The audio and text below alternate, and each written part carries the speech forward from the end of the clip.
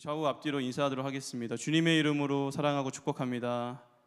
네, 사랑하고 축복합니다.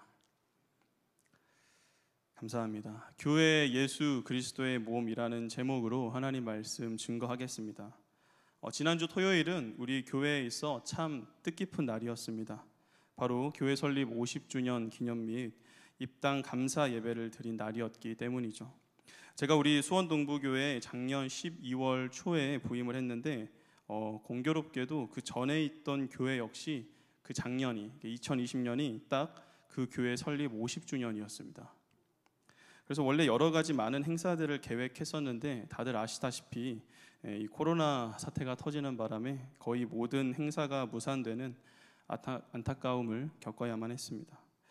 그럼에도 불구하고 교회 설립 50주년을 맞이하는 그 교회 성도님들 마음 가운데에는 참 깊은 감격과 감사가 있으셨을 텐데요. 지나온 50년을 되돌아볼 때 지금껏 이 교회를 인도해 주신 그 하나님의 은혜가 참으로 크게 느껴졌기 때문일 겁니다. 그렇다면 우리 수원동부교회 성도님들은 어떠십니까? 올해 우리 교회도 이렇게 설립 50주년을 맞이했는데 여러분은 어떤 마음이 드시나요? 아마 우리 성도님들 역시도 그 마음 가운데 차오르는 감격과 기쁨을 이루 말할 수 없으리라 생각합니다. 특히나 교회가 세워질 그 초창기 때부터 지금까지 함께 해오신 성도님들이라면 더더욱 그 마음이 벅차 오르실 것 같은데요. 그렇다면 여러분, 우리가 이렇게 교회 설립 50주년을 맞이하는 이 소중한 시점에서 가장 먼저 신경 써야 할 것이 있다면 그게 무엇일까요? 우리 교회가 그동안 간직해온 어떠한 전통일까요? 아니면 이제 앞으로의 50년을 바라보며 더 힘차게 나아가기 위한 어떠한 계획과 새로운 전략일까요? 그것도 아니면 지속되고 있는 이 코로나 상황을 온전히 헤쳐나갈 어떠한 방법들일까요? 물론 방금 제가 이야기한 것들 모두가 다 신경 써야 할 중요한 내용들일 겁니다. 50년을 지내온 교회가 간직해온 전통도 당연히 중요할 것이고 다가올 미래를 위한 계획과 전략도 중요할 것이며 당장 이 코로나 사태를 극복하기 위한 방법들 역시도 모두가 다 중요한 내용들입니다. 그런데 저는 이것들보다 더 앞서서 우리가 가장 먼저 신경 써야 할 것이 하나 있다고 생각했는데요. 바로 우리 교회는 어떠한 공동체인지에 관하여 다시 한번 되새겨보는 곳입니다. 저는 목회자 가정에서 태어나서 오랜 시간을 교회에 머무르며 자라왔습니다. 그런데 그렇게 교회에 오래 있었음에도 불구하고 이 교회에 대한 이해가 거의 없었습니다. 교회라 하면 예수님을 믿는 사람들이 함께 모여서 예배하는 곳.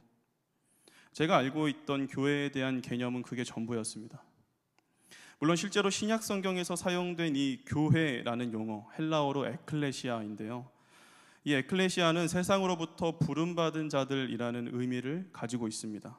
그래서 오늘날 많은 성도님들도 교회하면 우리가 함께 모여 예배드리는 이 건물을 가리키는 게 아니라 세상으로부터 부름받아 함께 모인 우리 공동체, 이 공동체가 바로 교회다라는 사실쯤은 아마 대부분 알고 계실 겁니다.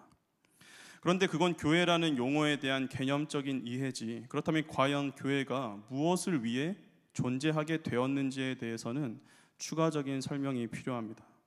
그럼 제가 여러분들께 한번 질문해 보겠습니다. 여러분, 우리 교회는 무엇을 위해 존재하는 것입니까? 다르게 표현하면 우리 교회의 가장 먼저 되는 목적과 역할은 무엇일까라는 질문으로도 말할 수 있을 텐데요. 저는 좀 전에 말씀드렸다시피 어렸을 때부터 청년 때까지는 쭉 그저 예배라고만 생각했습니다. 그도 그럴 게 우리가 모이면 일단 항상 하는 것이 이 예배이지 않습니까? 주일에도 수요일에도 금요일에도 우린 항상 함께 모여 하나님께 예배드리고 교회에서 드리는 공예배뿐 아니라 소그룹으로도 집이나 다른 장소에서 함께 모여 우리는 계속해서 예배를 드립니다. 그렇기에 교회 본연의 목적과 이 역할은 바로 예배다라고 저는 생각했던 거죠. 그럼 여러분, 요즘을 살아가는 우리 크리스찬 청년들은 이 교회의 역할에 대해 어떻게들 생각하고 있을까요? 2017년 11월 8일 한국 성결신문에 실린 기사를 보니까 한국 기독청년협의회와 한국 기독교 교회 협의회 청년위원회에서 2017년 10월 달에 20대와 30대 중심의 성도 1329명을 대상으로 설문조사를 실시했다고 합니다. 몇 가지 교회와 관련된 항목들을 가지고 설문조사를 했는데요. 그중 교회의 역할은 무엇인가 라는 조사에 관하여 다음과 같은 결과가 나왔다고 합니다. 네, 보이시죠? 가장 많은 비중을 차지하는 게 무엇인가요? 심정적 안정. 교회의 역할은 성도들에게 심정적인 안정을 주는 것이다. 네. 그리고 두 번째가 사회 참여 활동입니다. 26.8%로 교회는 모름지기 이 사회적인 이슈에 관하여 여러 가지 많은 참여 활동을 벌여야 한다는 거죠. 그리고 세 번째가 예배고 그 다음이 봉사 순서였습니다. 여러분, 이게 요즘 청년들이 생각하는 교회의 역할이라는 겁니다. 그런데 이러한 조사 결과보다도 저를 좀 더 당혹시켰던 게 있었는데 한국 교회의 문제점에 관한 조사 결과였습니다. 자, 다음 표를 함께 보시면요. 네, 첫 번째가 뭐죠? 교회의 성장주의. 그리고 두 번째가 불투명한 재정 구조. 여기까지는 뭐 당연히 저도 이해가 되었지만 세 번째에 있는 게 뭡니까? 지나친 전도 활동이 교회의 문제점이다 라고 이렇게 결과가 나왔다고 합니다. 글쎄요, 과연 이들이 말하는 지나친 전도 활동이 어떠한 행동들까지를 포함하는 건지 그 경계선을 잘 모르겠으나 저는 전도 활동이 한국 교회의 문제점으로 그것도 세 번째로 꼽혔다는 것에 상당히 당혹스러웠습니다. 여러분, 이러한 것들을 통해 볼 때 이 교회 설립 50주년을 맞이하는 우리가 앞으로도 정말 온전한 교회로 세워지기 위해서는 교회 본연의 목적과 역할이 무엇인지를 다시 한번 가슴에 깊이 새기고 앞으로 나아가는 게 그렇게 중요하다고 저는 여겨졌던 겁니다. 그래서 오늘은 함께 읽은 이 본문을 중심으로 과연 교회는 무엇인지, 왜 이 땅에 존재하게 되었고, 그렇다면 이 교회의 본연의 목적과 역할은 무엇인지에 대해 하나님 말씀 증거하도록 하겠습니다. 우리 본문 22절과 23절 말씀을 다시 한번 같이 읽겠습니다. 시작. 또 만물을 그의 발 아래에 복종하게 하시고 그를 만물 위에 교회의 머리로 삼으셨느니라. 교회는 그의 몸이니 만물 안에서 만물을 충만하게 하시는 이의 충만함이니라. 아멘. 오늘 본문은 바울이 에베소 성도들에게 보내는 서신 가운데 포함된 바울의 기도문입니다. 그런데 바울은 여기서 예수 그리스도가 교회의 머리가 되시고 우리 교회는 그의 몸이 된다라고 이 교회에 관하여 정의하고 있습니다. 사실 이러한 표현은 우리가 신앙생활을 하면서 많이 들어서 굉장히 익숙한 표현이죠. 예수님은 교회의 머리가 되시고 우리 교회는 그러한 예수님의 몸이다라고 우리 많이들 이야기하지 않습니까? 하지만 그 표현에 관하여 대략적인 의미만을 알고 있는 경우가 많고 더 깊은 이해가 없는 탓에 여전히 많은 이들이 교회 본연의 목적과 역할에 대해서 헷갈려하는 경우가 많은 것 같습니다. 자, 그렇다면 여러분, 교회라는 존재에 대해 우리가 깊이 알기 위해서는 오늘 바울이 말하고 있는 교회는 곧 예수 그리스도의 몸이다 라는 이 말의 의미를 알아야 할 것 같은데요. 이를 위해 우리가 우선되어야 할 점은 그렇다면 과연 교회의 머리가 되시는 예수 그리스도가 어떤 분이냐에 관한 설명일 겁니다. 왜냐하면 교회는 곧 그리스도의 몸이기 때문에 머리 되시는 예수님이 어떠한 분이시고 또 그리스도가 이 땅에 오신 목적과 이유를 알아야 그 머리 되시는 예수님의 몸인 우리 교회의 목적과 역할을 알 수 있기 때문이죠. 머리를 모르고서는 몸을 알 수 없다는 말입니다. 자, 그럼 이제 예수님에 대해 우리가 먼저 이야기하면 될까요? 그렇지 않습니다. 우리가 예수님에 대해 알기 전 그보다 더 먼저 알아야 할 것이 하나 더 있습니다. 그게 뭘까요? 우리 본문 17절부터 19절까지의 말씀을 다시 한번 같이 읽겠습니다. 시작. 우리 주 예수 그리스도의 하나님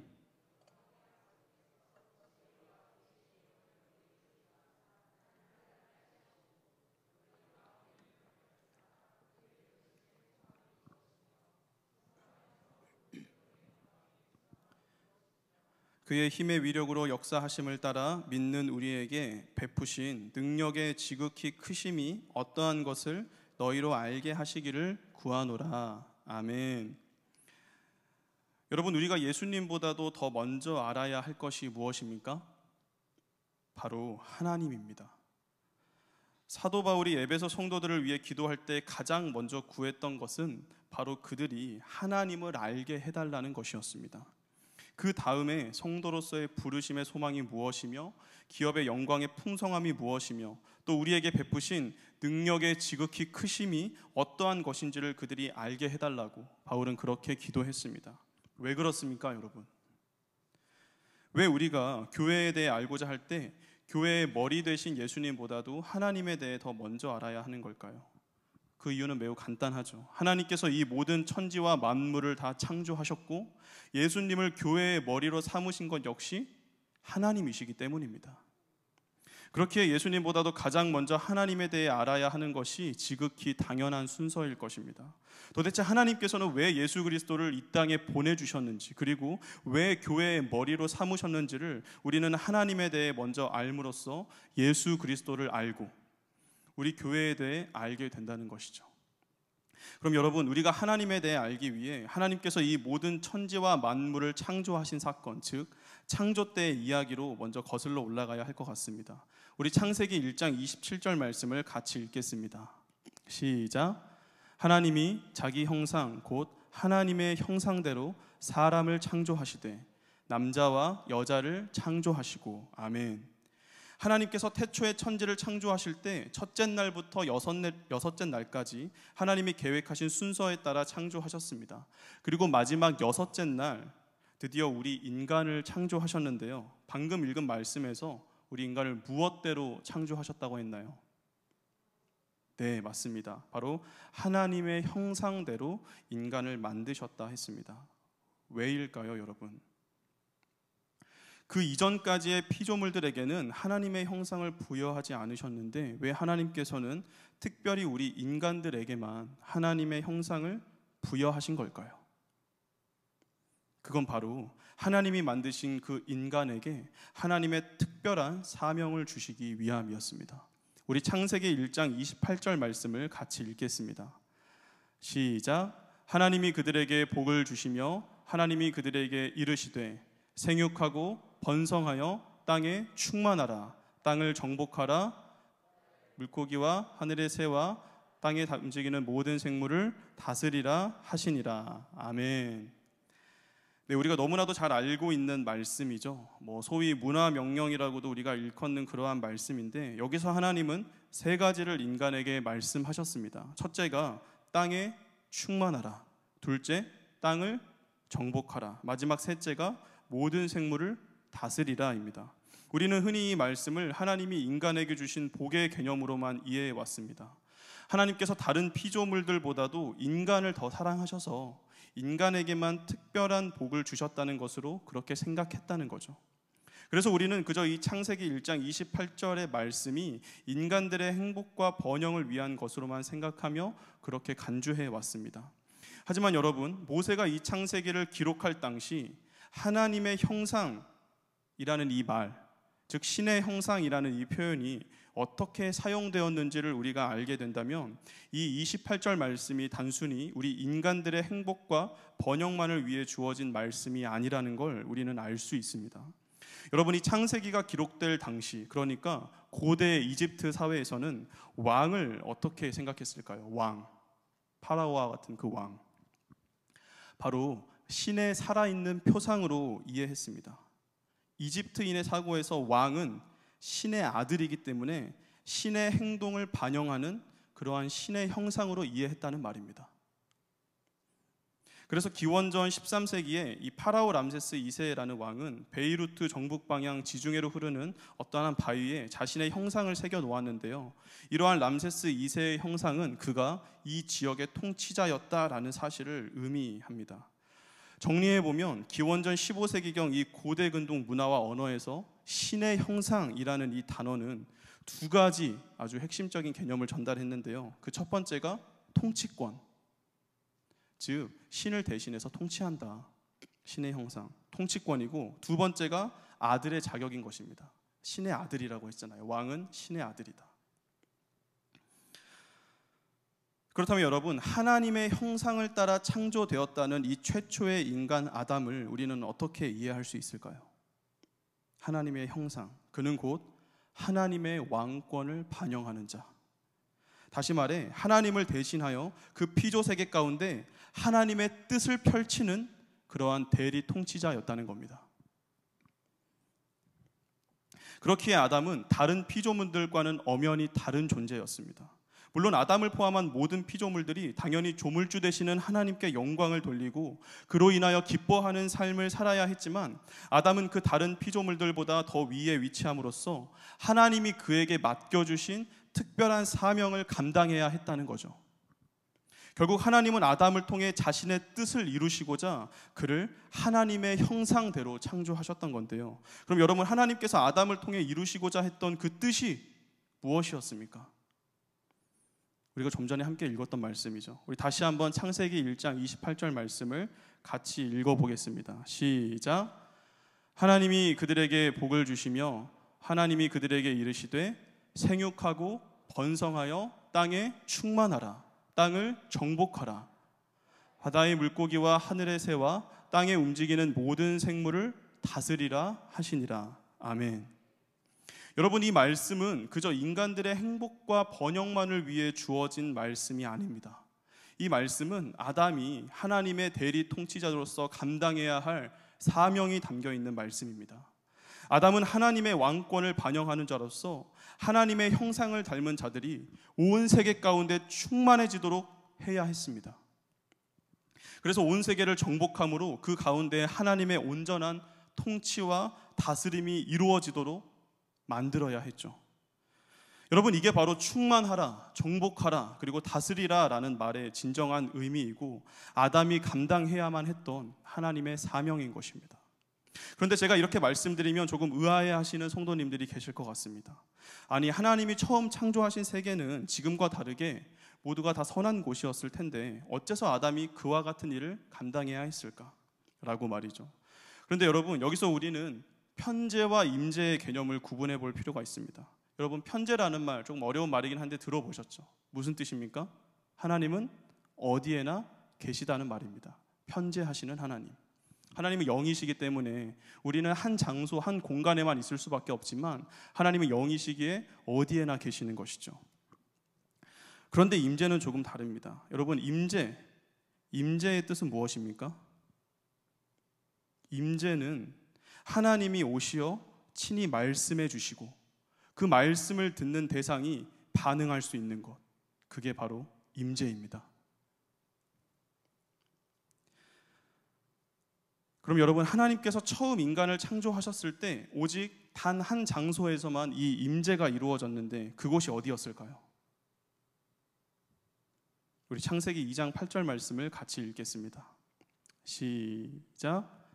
여호와 하나님이 동방의 에덴에 동산을 창설하시고 그 지으신 사람을 거기 두시니라. 아멘. 여러분, 하나님의 임재가 이루어진 유일한 장소 어디였습니까? 바로 에덴 동산이었습니다. 이 천지와 만물이 처음 만들어졌을 때 하나님은 어디에나 계셨지만 어디에서나 말씀하지는 않으셨습니다. 오직 인간을 두신, 아담을 두신 그 에덴 동산에서만 말씀하셨죠.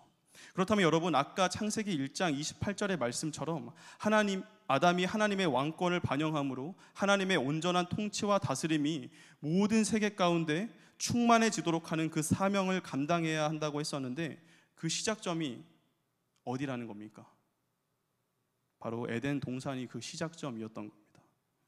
아담은 에덴 동산을 시작으로 모든 세계 가운데 하나님의 임재가 충만해지도록, 다시 말해 그 통치와 다스림의 지리적인 경계가 넓혀져 가도록 그는 주신 사명을 감당해야 했다는 거죠. 그래서 그레고리 빌과 같은 신학자는 이 에덴 동산을 마치 성소와 지성소 같은 곳이다라고 그렇게 설명하였습니다. 자, 그럼 이제 우리는 하나님께서 왜 인간을 하나님의 형상대로 창조하셨는지, 그리고 왜 창세기 1장 28절과 같은 명령을 주셨는지도 알게 되었습니다.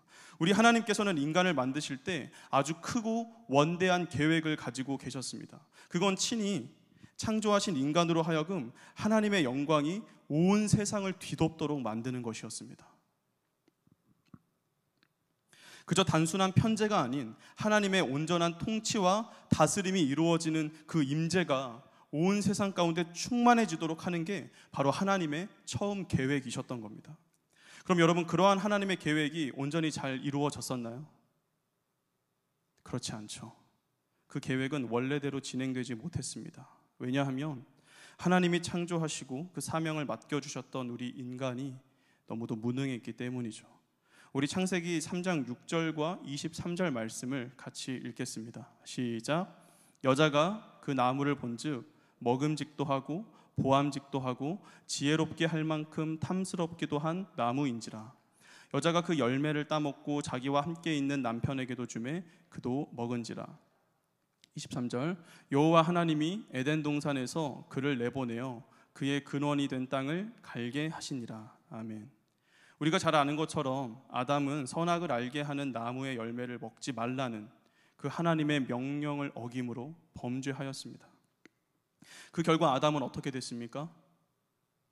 네, 그의 아내 하와와 함께 하나님이 임재하시는 장소였던 에덴 동산에서 쫓겨나게 되었습니다. 하나님이 임재하시는 거룩한 장소, 그 에덴 동산을 지켜야 하고, 또 하나님의 임재가 온 세상에 충만해지도록 그 지리적 경계를 넓혔어야 할 아담이었는데, 그는 오히려 사탄의 유혹에 넘어가 하나님이 맡겨주신 그 사명을 감당하는데 실패했던 거죠. 그럼 여러분, 아담의 무능함으로 인하여 처음 가지셨던 그 크고 원대한 계획, 곧 하나님의 영광이 온 피조 세계를 뒤덮게 만드는 그 계획에 차질이 생겼을 때 우리 하나님은 어떻게 하셨을까요? 그대로 포기하셨나요? 아니죠. 포기하지 않으셨습니다. 우리 창세기 3장 15절 말씀을 같이 읽겠습니다. 시작. 내가 너로 여자와 원수가 되게 하고 내 후손도 여자의 후손과 원수가 되게 하리니 여자의 후손은 내 머리를 상하게 할 것이요 너는 그의 발꿈치를 상하게 할 것이니라 하시고. 아멘. 하나님께서는 실패한 아담을 대신하여 그 사명을 온전히 감당할 메시아를 이 땅에 보내주시겠다고 우리에게 약속해 주셨습니다. 그럼 그게 누구인가요, 여러분? 네, 바로 우리의 구원자 되시는 예수 그리스도이십니다. 우리는 예수님께서 이 땅에 오심을 그저 인간들의 죄를 대신 지시기 위해서, 다시 말해 속죄와 대속의 사역을 감당하기 위해서만 오셨다라고 생각하는 경우가 많습니다. 물론 맞는 말이죠. 분명 예수님께서는 우리의 죄를 위해 이 땅에 오셨습니다. 우리 인간들의 힘으로는 그 죄의 문제를 도저히 해결할 수 없기에 예수님께서 우리의 모든 죄의 문제를 해결하심으로 우리에게 참 자유를 주시고자 이 땅에 와 주셨습니다. 그런데 여러분, 로마서나 고린도전서 같은 성경을 보면 이러한 예수님을 아담과 연결시켜 설명하는 내용을 볼 수 있습니다. 우리 로마서 5장 14절 말씀을 같이 읽겠습니다. 시작. 그러나 아담으로부터 모세까지 아담의 범죄와 같은 죄를 짓지 아니한 자들까지도 사망이 왕노릇하였나니 아담은 오실 자의 모형이라. 아멘. 아담이 누구의 모형이라고요? 오실 자, 곧 예수 그리스도의 모형이다 라고 바울은 설명하고 있습니다. 이걸 조금 다르게 표현하면 아담은 곧 예수 그리스도를 예표한 인물이었다라고 볼 수 있는 거죠. 그리고 우리 고린도전서 15장 45절 말씀도 한번 같이 읽어보겠습니다. 시작. 기록된 바 첫사람 아담은 생령이 되었다 함과 같이 마지막 아담은 살려주는 영이 되었나니. 아멘.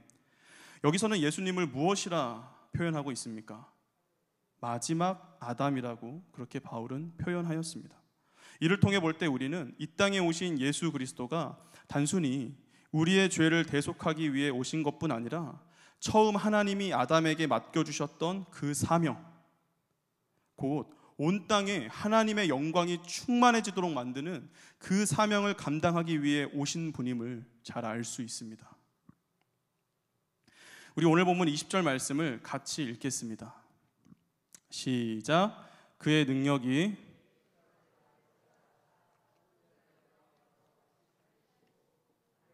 자기의 오른편에 앉히사. 아멘. 하나님께서는 자신의 아들 예수님으로 하여금 그 사명을 감당케 하시고자 십자가에서의 부활로 스타트를 끊으셨습니다. 하나님은 예수님을 십자가에서 부활시킴으로 그 부활의 능력을 통해 모든 죄로부터의 승리를 허락하셨고 인간들이 잃어버렸던 하나님의 형상을 다시 되찾을 수 있는 길을 열어주셨습니다. 그래서 예수님은 친히 스스로를 가리켜 내가 곧 길이요 진리요 생명이라고 그렇게 말씀하셨죠. 이제는 누구든지 길 대신 예수님만 믿으면 잃어버렸던 하나님의 형상을 되찾게 되었고, 이에 예수님이 가시는 곳마다 곳곳에 하나님의 형상이 회복되게 되는 그 충만의 역사가 임하게 된 것입니다. 그리고 그렇게 하나님의 형상이 회복되도록 만드심을 통해 하나님의 형상이 회복된 그곳에 하나님의 온전한 통치와 다스림이 이루어지도록 우리 예수님은 만드셨습니다. 우리 본문 21절과 22절 말씀을 같이 읽겠습니다. 시작. 모든 통치와 권세와 능력과 주권과 이 세상뿐 아니라 오는 세상에 일컫는 모든 이름 위에 뛰어나게 하시고 또 만물을 그의 발 아래에 복종하게 하시고 그를 만물 위에 교회의 머리로 삼으셨느니라. 아멘. 이 본문의 말씀이 방금 제가 설명드린 것처럼 예수님을 통해 하나님의 온전한 통치와 다스림이 회복된다는 그러한 말씀입니다. 22절에서 그렇게 말했죠. 만물을 그의 발 아래에 복종하게 하시고. 그런데 방금 읽은 이 본문 22절에 보니까 예수님께서 교회의 머리가 되셨다라고 바울은 말하고 있습니다. 이게 무슨 말인지 우리 마태복음 16장 18절 말씀을 함께 보도록 하겠습니다. 시작. 또 내가 내게 이르노니 너는 베드로라. 내가 이 반석 위에 내 교회를 세우리니 음부의 권세가 이기지 못하리라. 아멘. 너무나도 유명한 구절이죠. 성경에 교회라는 말이 처음 등장하는 구절이자 교회가 처음 탄생하게 되는 그러한 구절이기도 합니다. 예수님께서는 자신을 가리켜 주는 그리스도시요 살아계신 하나님의 아들이십니다 라고 고백한 그 베드로의 믿음 위에 교회를 세우셨습니다. 즉 교회란 베드로와 같이 예수님이 진정 우리의 그리스도가 되시며 하나님의 아들이시라고 믿음으로 고백한 자들, 곧 저와 여러분 같이 그러한 믿음을 가진 자들이 모인 공동체라는 걸 알 수 있습니다. 그럼 여러분, 예수님께서는 왜 이 교회를 세우셨습니까? 그 내용이 19절에 나와 있습니다. 마태복음 16장 19절 말씀 같이 읽겠습니다. 시작. 내가 천국 열쇠를 내게 주리니 내가 땅에서 무엇이든지 매면 하늘에서도 매일 것이요 내가 땅에서 무엇이든지 풀면 하늘에서도 풀리리라 하시고. 아멘. 예수님이 교회를 세우신 목적은 바로 자신이 감당해야 할 그 사명, 곧 하나님의 영광이 온 땅에 충만해지도록 만드는 그 사명을 우리로 하여금 함께 감당할 수 있도록 해주시고자 우리를 교회로 세워주신 것입니다. 그래서 예수님이 아직 이 땅에 계심으로 직접 사역을 감당하셨던 당시에는 많은 사람들이 직접 예수님을 보고 또 직접 예수님의 말씀을 듣고 그 예수님을 믿음으로 하나님의 형상이 회복되고 하나님의 통치와 다스림이 넓혀져 갔지만, 이제 예수님이 하늘로 가신 이후에는 그 사명을 누가 감당하는 것입니까? 교회로 부름받은 우리가 예수님을 대신하여 감당하는 것입니다. 그래서 우리 교회가 세상에 나아가 하나님의 말씀을 선포하고 예수 그리스도의 십자가 복음을 전할 때 예수님께서는 그러한 우리 교회를 자신의 몸으로, 즉 자신의 도구로 사용하시어 하나님이 처음 가지셨던 그 크고 원대한 계획을 우리를 통해 지금도 계속해서 이루어가고 계신 것입니다. 그게 여러분, 우리 교회 공동체의 존재 이유이자 우리 교회의 목적과 역할인 것입니다. 그렇게 볼 때 오늘 본문 이 23절의 말씀 우리 다시 한번 같이 읽어볼까요? 시작. 교회는 그의 몸이니 만물 안에서 만물을 충만하게 하시는 이의 충만함이니라. 아멘. 이 말씀은 교회가 어떤 공동체이고 무엇을 위해 존재하는지를 너무도 잘 알려주는 그러한 구절인 것입니다.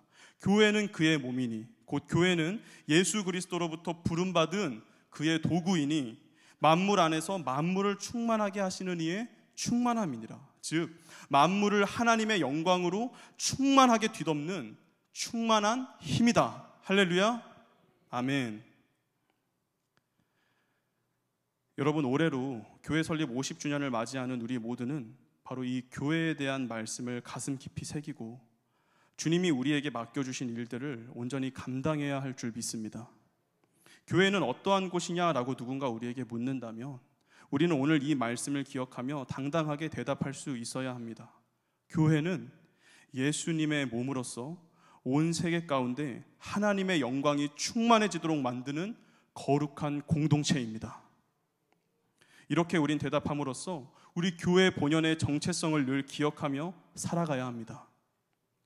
물론 여러분, 많은 청년들이 생각했던 것처럼 교회는 성도들에게 심정적 안정감을 줄 수 있어야 합니다.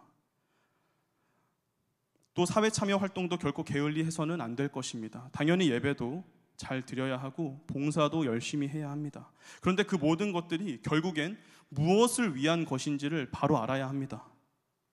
단순히 위로만을 얻기 위한 심정적 안정감이 아닌 교회를 통해 다시 새 힘을 얻고 세상에 나아가 하나님의 말씀을 선포하기 위한 그러한 심정적 안정감임을 우린 바로 알아야 합니다. 단순히 세상 사람들로부터 칭찬받기 위한 사회 참여 활동이 아니라 그 활동을 통해 세상 사람들이 예수 그리스도를 알게 하고 하나님의 영광이 더 많은 곳에 충만해지도록 하는 그러한 사회 참여 활동임을 우린 바로 알아야 합니다. 단순히 우리 공동체만의 예배가 아니라 우리가 먼저 하나님께 영광 돌리고 세상에 나아가서도 그 영광을 드러내기 위한 예배임을 우린 바로 알아야 합니다. 우린 그렇게 교회의 본연의 목적과 역할에 대해 바른 이해와 정체성을 가지고 앞으로의 신앙생활을 감당해야 할 것입니다. 물론 이러한 의식은 교회 안에서만 우리가 기억해야 할 것이 아니라 우리의 일상의 삶 가운데서도 반드시 기억되어야 할 것입니다. 여러분, 우리는 함께 모일 때만 교회가 아니라 각자의 삶으로 흩어졌을 때에도 한 사람 한 사람이 교회이지 않습니까? 그렇다면 우린 교회 안에서의 어떠한 직분이나 맡겨진 사역들로만 그 교회의 역할을 다할 게 아니라 각자의 일상 가운데에서도 교회로서의 역할을 다해야 하는 것입니다. 나의 직장이나 가정이나 학교나 사업장에서도 그리스도인다운 말과 행동을 통해 예수님의 사랑이 전해지도록 해야 하고 하나님의 그 영광이 드러나도록 해야 하며 그 복음이 증거될 수 있도록 해야 하는 것입니다.